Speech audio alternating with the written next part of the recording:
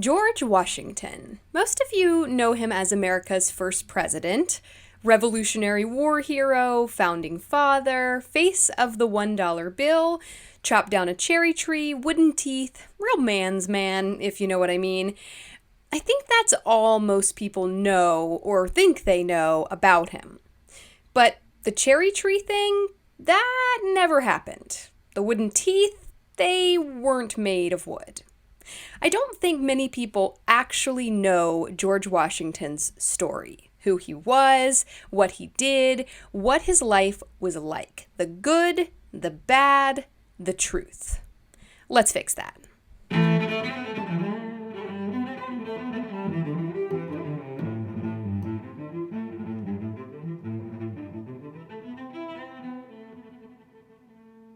Hello, I'm Venmo LaFountaine, and you're listening to History Fix, where I discuss lesser-known true stories from history you won't be able to stop thinking about. This week, we're talking about America's golden boy, George Washington. I actually wanted to do this episode last week, like before the 4th of July, so that you could drop some interesting facts at your 4th of July cookouts, but I had just done Jefferson Davis, and it just felt too soon. Not that George Washington and Jefferson Davis are alike. I mean, they were both rather revolutionary, both presidents, both middle-aged white men, both enslaved people, but, otherwise different stories entirely. I just got a lot of backlash about Jefferson Davis, especially on Instagram. Probably because I included a photo of Donald Trump at the end of the reel, and people did not like that. They really didn't get it, I realized. I think a lot of people thought that I was trying to make a statement about Donald Trump and like slavery or racism or something. I wasn't. He just has felony convictions and involvement in insurrection, and I was examining the sort of precedent set by Davis not getting in trouble for, that kind of thing. I mean, he just seemed like the most fitting president to picture there, to be honest. But anyway, what I realized was, when I really sat and thought about it, because I did, I'm an incredibly non-confrontational person, and I reflected on this hard, how I managed to make all these people so upset. And what I realized was that I wasn't saying anything that wasn't true. And if I say true things and they make people feel a certain way, I mean, these people were defensive. They were having an emotional reaction. But if I say true things and it makes you feel a certain way, that is beyond my control.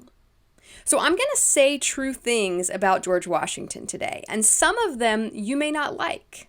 Some of them may force you to reconsider the way you viewed him in the past. Readjusting your worldview is hard. It often elicits an emotional, defensive reaction. But is it me or is it George Washington? I also pushed this off a week because I was thinking about my international listeners who could care less about Jefferson Davis or George Washington. Sorry, guys. It is an interesting story, at least, though, so hopefully you'll still get something out of this. And come hang out with me on Instagram at History Fix Podcast. It's always entertaining over there, like an episode of Real World or Bad Girls Club or something. Not my intention. Oh, and I did a fun thing for the Patreon, History Fix Trivia. That's right. I sat down with my husband, Joey, and I asked him 20 trivia questions, all of which have been covered throughout the various episodes of History Fix. But he has never listened to a single episode of History Fix and is admittedly not a history fan. So it was rather entertaining. It's a video. You can watch a sample of it by going to patreon.com/historyfixpodcast. And you can watch the whole thing if you join the Patreon for just $5 a month. I'll share a little audio sample with you, though, but remember, it's actually a video. And if you're just here for George Washington, feel free to skip ahead 4 minutes. But this is actually pretty fun. You can play along. Okay, welcome to the first ever History Fix Trivia. We have Joey here as our first ever guest, my husband, Joey, who has never listened to a single episode of History Fix. And is admittedly not a history fan. So this should be interesting. How are you feeling? Nervous. It's going to go poorly, but this is good content. I think this should be hilarious for you guys. So, but, I should scooch in a little. For all the history fans out there, you'll be able to play along at home. So we'll see if you can beat Joey. There we go. All right, let's get started. All right, so these questions, I'm going to ask them without the answer choices first, and then if you want to request multiple choice answer choices, I'll add that. Okay. Okay, I think that's how we're going to do it. So, question number 1. What was Blackbeard the Pirate's real name? Edward Teach. Beautiful. I feel like See, I tried to make them a little bit easy for you. Yeah, I did. This okay. is like level 1 history trivia. Kind of local stuff. Yeah, you should know that. Okay, that's okay. All right. Number 2. Remember, you can always request multiple choice. Okay. In what year did the Titanic sink? The year stuff, guys. Like I know my account number 1010. I maybe shouldn't put it out there online, but I got every number. Dates. You have your driver's license number memorized. Driver's license, credit card, routing. I have no idea. How many of you guys know your routing number? I know my phone number and my social security number, and that's it. I'm gonna say like. Remember, you can request multiple choice. Okay, let's do Or that. If you could answer, and then I could give you multiple choice, or whatever. Let's do multiple choice. Okay. A, 1902. B, 1912. C, 1922. I was centuries off. So I'm glad we did that. I'm going to go 1902. Incorrect. The correct answer is 1912. April 14th, Okay, 1912. close. Okay. I was literally like 1700. Like, I don't know. Okay. Yeah, you did admit to not knowing when the Civil War was. That No, went live. Revolutionary That was in the Civil, Jefferson Davis episode. So. Yeah. Who's that? You know? Okay. All right, you might know this one because you're into these kind of folks. In what country was Nikola Tesla born? I want to take a guess. Okay. But let me do multiple choice just to... All right. A, Croatia. B, Serbia. Or C, Hungary. I didn't think it was any of those. I'm going to say... Nikola. It sounds kind of Serbian. We're going to go with Serbia. Incorrect, but it was kind of a trick question because he was Germany? He was born in Croatia, but his parents were Serbian. They were Serbians living in Croatia. Or it was like the Austrian Empire then, but now it's Croatia. So it's like a double trick question, actually. He's Croatian. Question. He was born in Croatia. It wasn't called that then. It was called like the Austrian Empire. He's Serbian. His parents are Serbian. I didn't know that. But the technical correct answer to this question was Croatia. It was kind of a terrible question. All right, number 4. Who was supposedly buried in the Great Pyramid in Egypt? And I say supposedly because there's no evidence that there was ever a body there. But someone was supposed to be buried there. It was a tomb. King something. I'm kind of going to say like... King? This is ancient Egypt. Give me multiple choice. I'm thinking of a name. I want to see if you say it. All right. These are pharaohs. These are the names of pharaohs. A, Khufu. B, Amenhotep. C, Ramses II. Amenhotep. Incorrect. It's Ramsey. Nope, it's Khufu. Oh, man, guys. The full video can be found on patreon.com/historyfixpodcast. There are 20 questions. Go see if you can beat Joey with your history trivia knowledge. Okay, George Washington. George Washington was born in 1732, but not all that much is known about his childhood. He's such a well-known figure today, though, that people have tried to fill in the blanks with myths and legends, and so it's all gotten a bit muddy. So I'll tell you what we know to be true. We know that Washington's great-grandfather immigrated to the Virginia colony in 1657. Before that, his family were, quote, gentlemen back in England, meaning they were of some nobility. They were even granted land by none other than Henry VIII. Soulgrave Manor in Northamptonshire, England, was the Washington family's ancestral home, built in the 1500s, and it's maintained as a memorial to this day. But much of the family fortune was lost during the Puritan Revolution that took place soon after, and George's great-grandfather, John Washington, opted to start over in the New World, and so he headed for the newly established Virginia colony. That guy's grandson, George's father, Augustine, was very ambitious. He acquired a lot of land, built mills, even messed around with iron mining. He had 4 children with his first wife, Jane Butler, and then 6 more children with his second wife, Mary Ball. George was the oldest of that second set of 6 children. So he had 4 older half-siblings and 5 younger siblings. He grew up on a farm by the Rappahannock River near Fredericksburg, Virginia, and he went to school some irregularly between the ages of 7 and 15. It's always wild to me how little schooling people actually got back in the day. Augustine Washington actually sent his 2 oldest sons back to England for formal schooling, but, the man had 10 kids, so after that, I guess he just threw in the towel.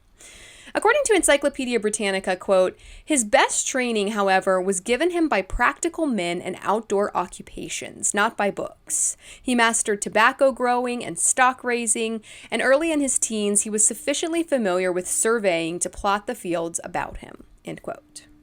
That article also says, quote, little is known of George Washington's early childhood. Mason L. Weems' stories of the hatchet and cherry tree and of young Washington's repugnance to fighting are apocryphal efforts to fill a manifest gap, end quote. Which, holy big words. But this is what I was saying about people filling in with myths and legends. This is where the cherry tree thing comes from. Some guy just made it up. Cool. Mason Locke Weems was a traveling minister, bookseller, and one of George Washington's earliest biographers. The year after Washington died, Weems said to a publisher, quote, Washington, is gone. Millions are gaping to read something about him. My plan, I give his history, sufficiently minute. I then go on to show that his unparalleled rise and elevation were due to his great virtues, end quote. So he took it upon himself to give the people what they wanted, Washington's great virtues, and to do that, he embellished somewhat. According to MountVernon.org, quote, the cherry tree myth is one of the oldest and best-known legends about George Washington.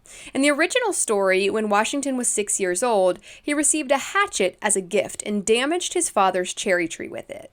When his father discovered what George had done, he became angry. Young George bravely said, I cannot tell a lie. I did cut it with my hatchet. Washington's father embraced him and declared that his son's honesty was worth more than 1,000 trees, end quote. And the moral of the story is, don't give a 6-year-old a hatchet. But this myth really went viral in the 1830s when a minister and professor named William Holmes McGuffey created a set of readers for students with the intentions of teaching children morals and religion, never mind separation of church and state. And these McGuffey readers were in print for almost 100 years and included the myth of George Washington and the cherry tree that Weems had just made up. So American schoolchildren were taught this completely fabricated story as if it were fact for nearly a century. MountVernon.org says, quote, the cherry tree myth has endured for more than 200 years. It remains influential in Americans' beliefs about Washington, end quote.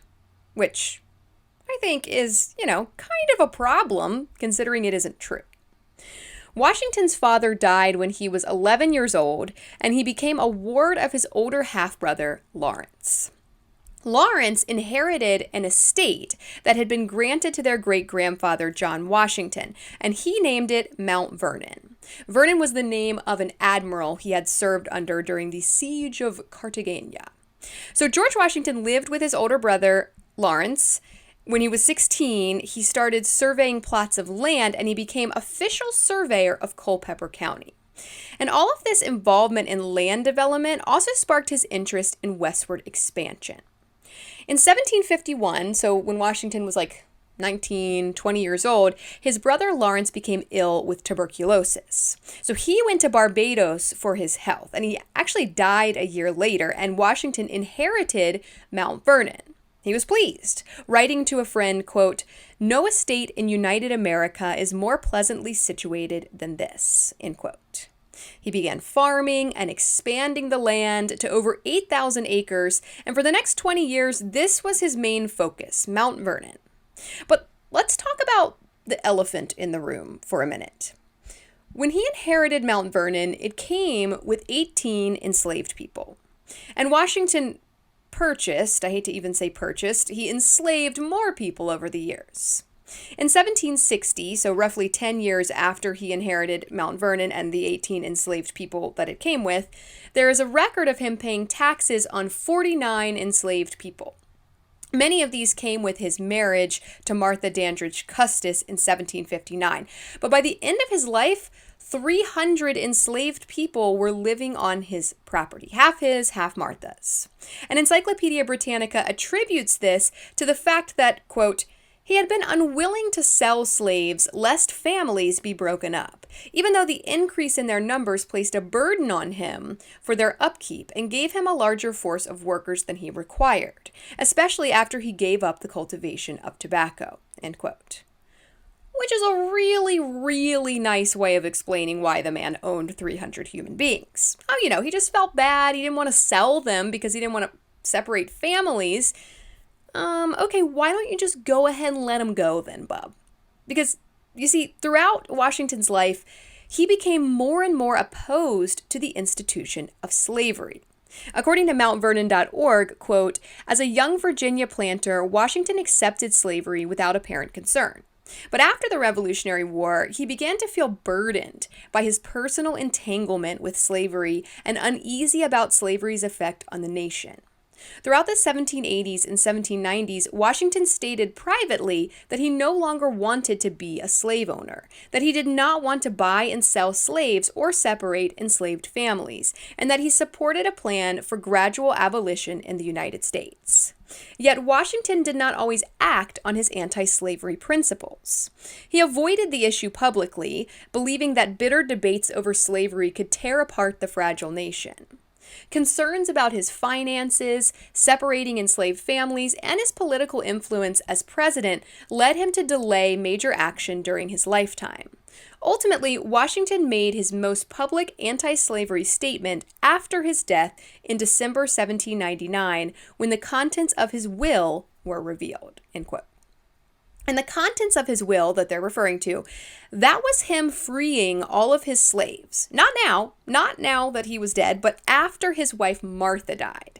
After Martha died, they were all free, according to Washington's will. But Martha was like, dude, no, how dumb are you? You just put the hugest target on my head. Now 300 people are waiting for me to die so they can finally be free. No, thank you. And fearing for her life, she went ahead and freed all of the enslaved people a year later. So I have such conflicting emotions about all of this. I don't know what to think here. In 1786, Washington said, quote, there is not a man living who wishes more sincerely than I do to see a plan adopted for this abolition of slavery. But there's only one proper and effectual mode by which it can be accomplished, and that is by a legislative authority, end quote. And yet he did nothing.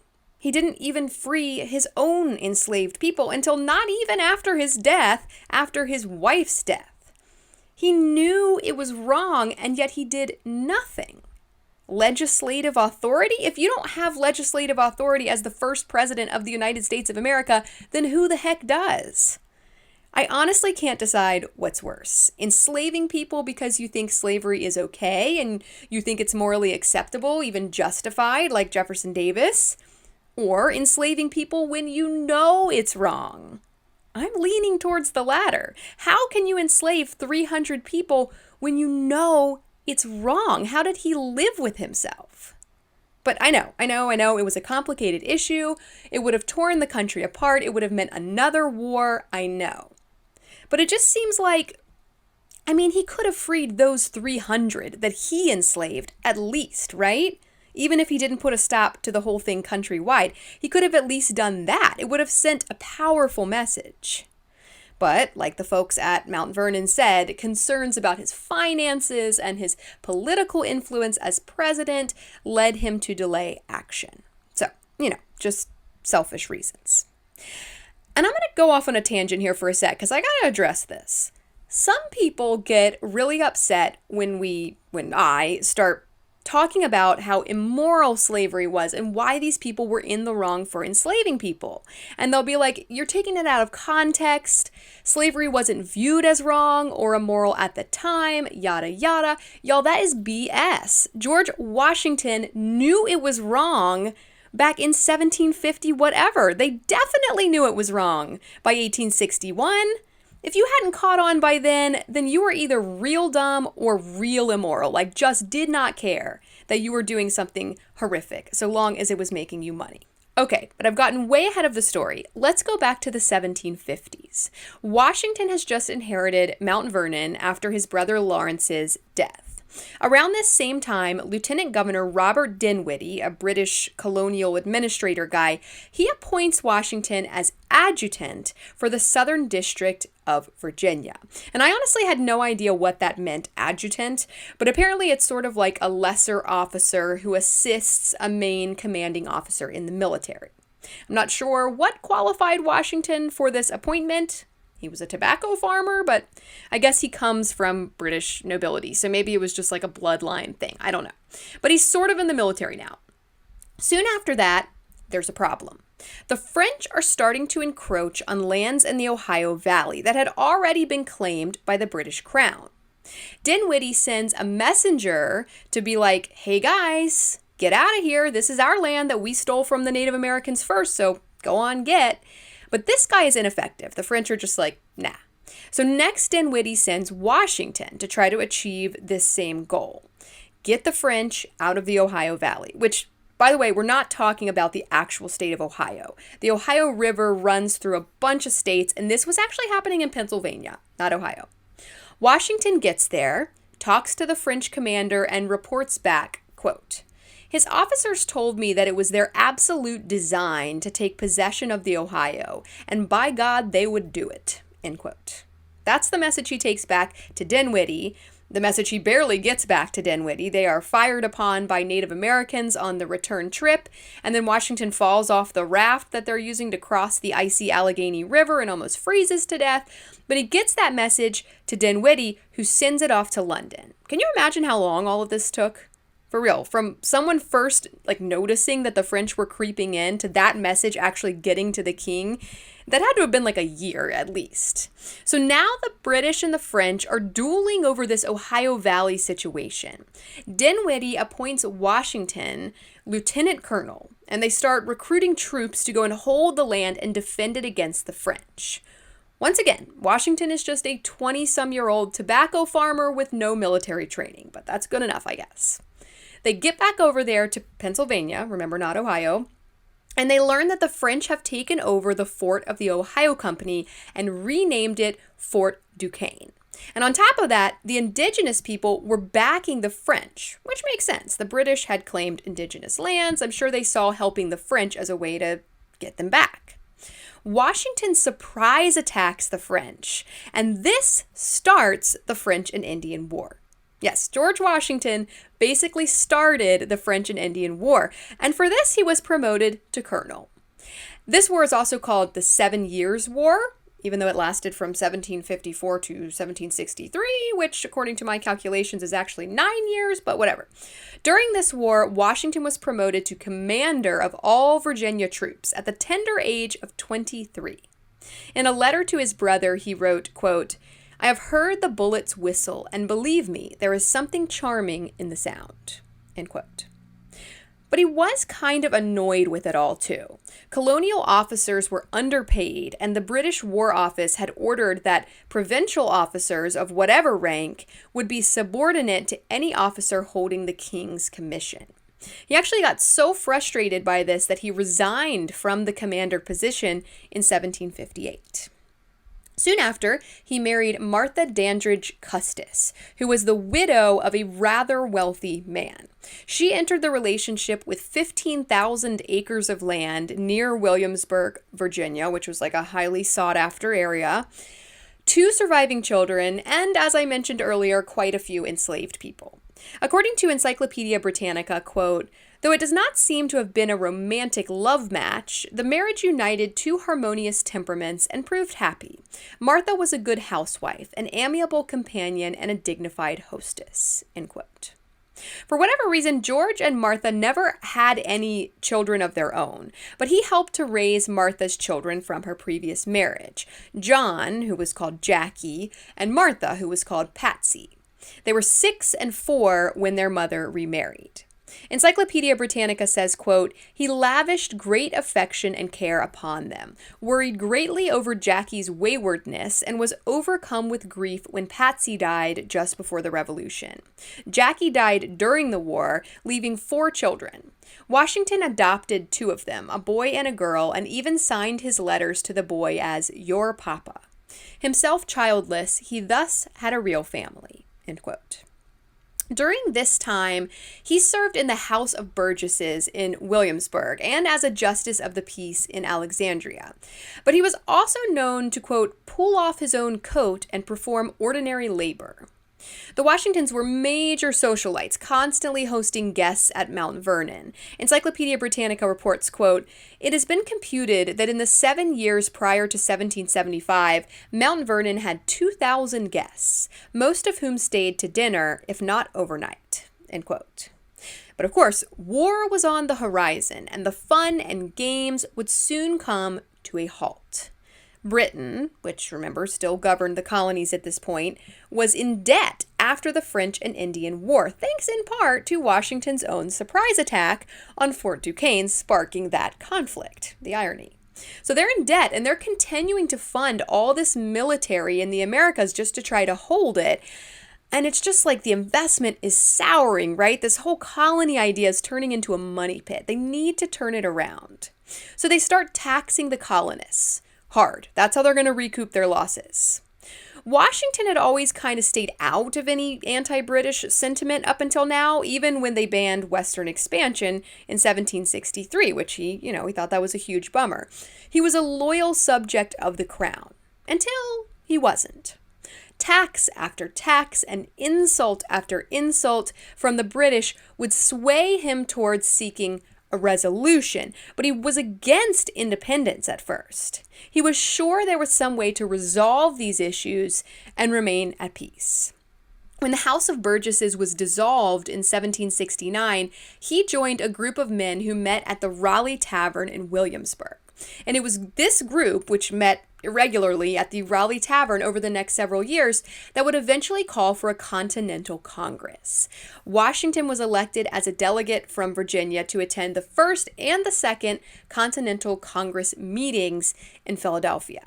So at the first meeting, they basically came up with a list of resolves, demands, right? Like, look, Britain, we don't like what you're doing. You better stop or else. They're just trying to fix the problem right now.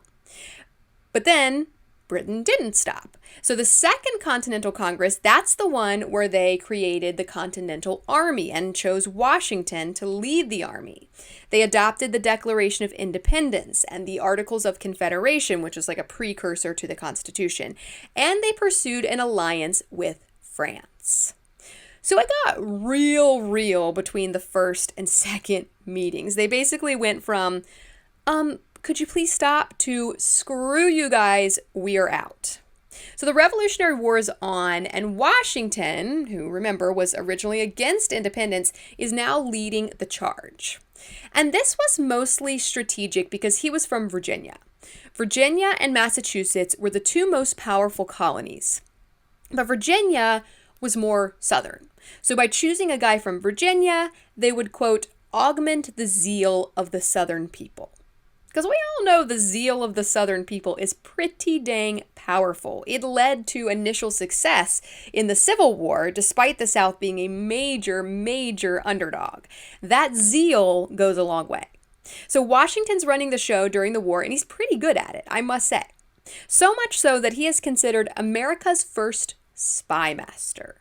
Because these guys, they were breaking all of the rules during this war. They're not lining up in flashy red coats and beating drums and marching in unison to announce their arrival. No, they are using guerrilla warfare. They are sneak attacking. They are attacking on Christmas.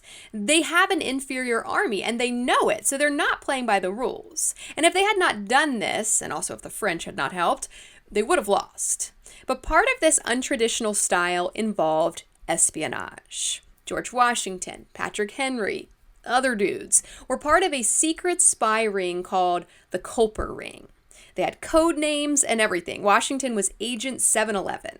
And I was like, wait, 7-Eleven? Like the convenience store? No, no connection. I checked. It's just a coincidence. The participants in the Culper spy ring were so top secret that they themselves often did not know who all was in the ring with them. And this is like classic spy stuff, like Harriet the Spy stuff. They used code names, ciphers, book codes. They sent secret messages through the way clothes were hung on clotheslines. They used invisible ink that only revealed itself when heat or acid were applied, like National Treasure style. They intentionally spread misinformation. According to MountVernon.org, Washington, quote, encouraged members of the Culper Ring to exaggerate the size and strength of his forces in their conversations with British supporters. He would also spread false messages about military movements and attacks on various forts, sending them via regular post to ensure that they would be intercepted, end quote. This is what won the Revolutionary War. The Americans were the inferior army, but they were dirty tricksters, and they just outsmarted the British.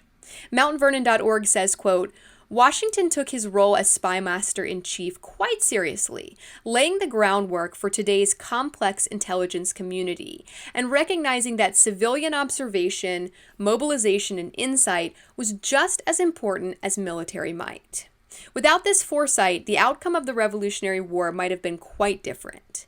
The war for independence from Great Britain was not just one of battles and firearms, it was one of intelligence. As one defeated British intelligence officer is often quoted as saying, Washington did not really outfight the British, he simply outspied us, end quote. I love it. I love that the power of the mind can be more powerful than the power of the gun or whatever. That mental might can outweigh physical might. There's so much to it, though. I could create a whole podcast just about the stuff that happened in the Revolutionary War, but it would be so boring. I could barely get through a forever long Encyclopedia Britannica article about it without my eyes glazing over. So I'm not going to rehash it all for you. Just know that it happened, that Washington led the charge, and that they did some really cool spy stuff that helped them, as the underdogs, win the war and gain independence from Great Britain. Woohoo!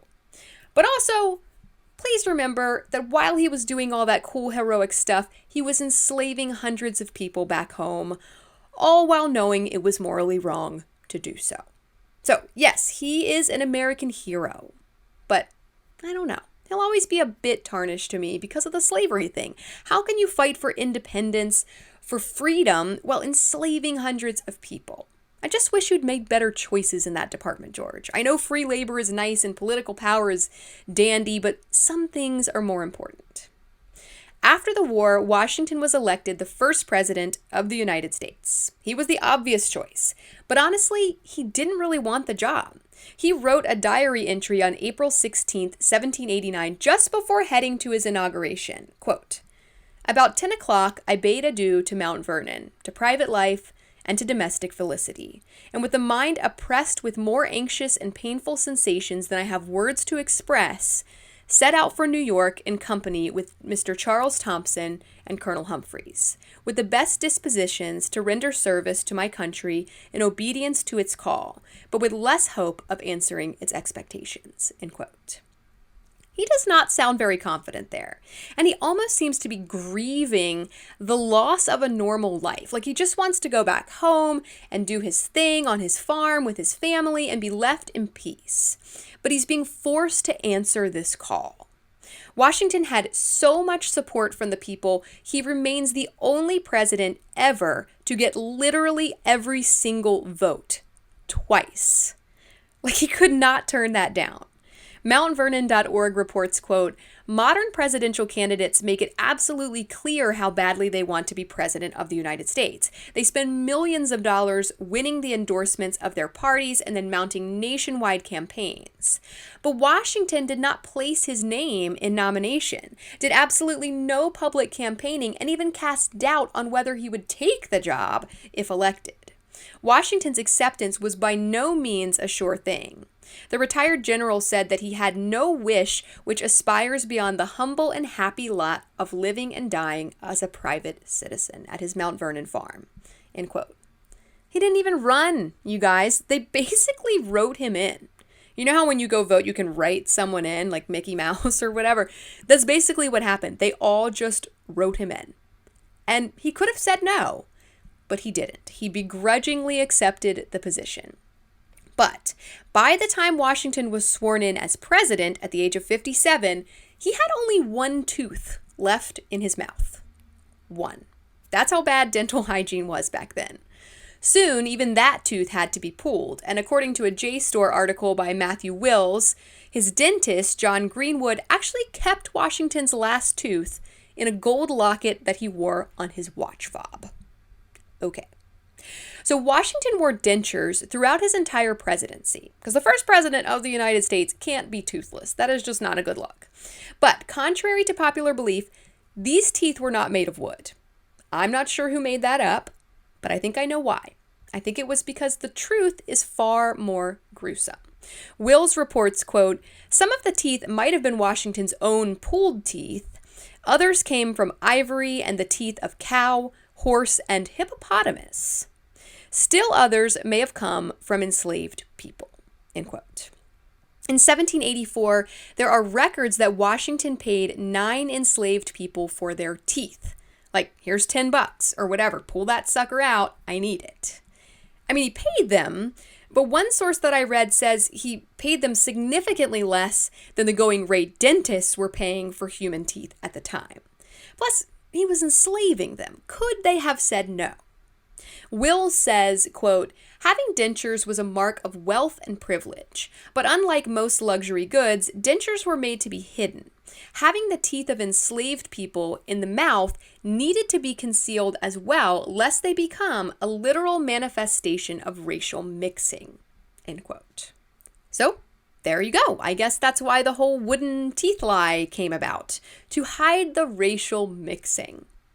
Which, just like, okay, it wasn't that he underpaid people whom he enslaved to give him their teeth. That wasn't the bad part.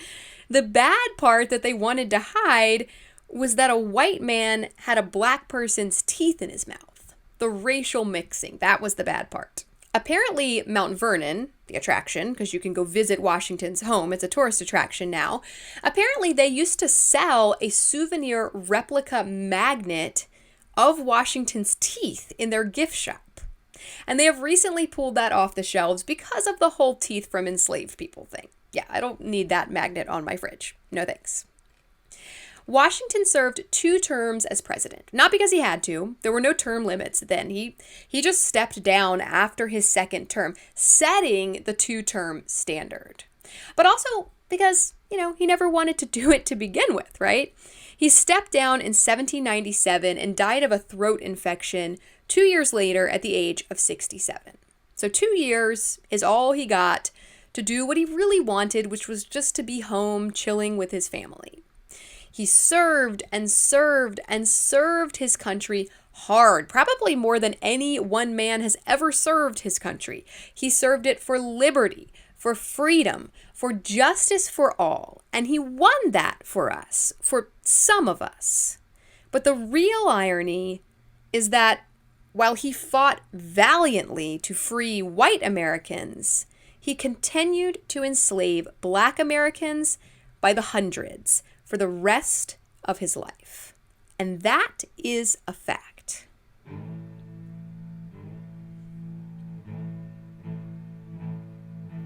Thank you all so very much for listening to History Fix. I hope you found this story interesting and maybe you even learned something new.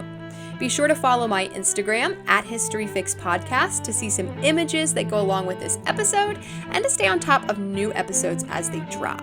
I'd also really appreciate it if you would rate and follow History Fix on whatever app you're using to listen, and help me spread the word by telling a few friends about it. Also, join the Patreon for exclusive bonus content like the rest of History Fix Trivia with Joey, plus all of the regular weekly episodes early and ad-free. That's $5 a month. 16 cents a day, and that will make it much easier to get your next fix. Information used in this episode was sourced from Encyclopedia Britannica, MountVernon.org, The Atlantic, Encyclopedia Virginia, Cracked, and JSTOR. As always, links to these sources can be found in the show notes.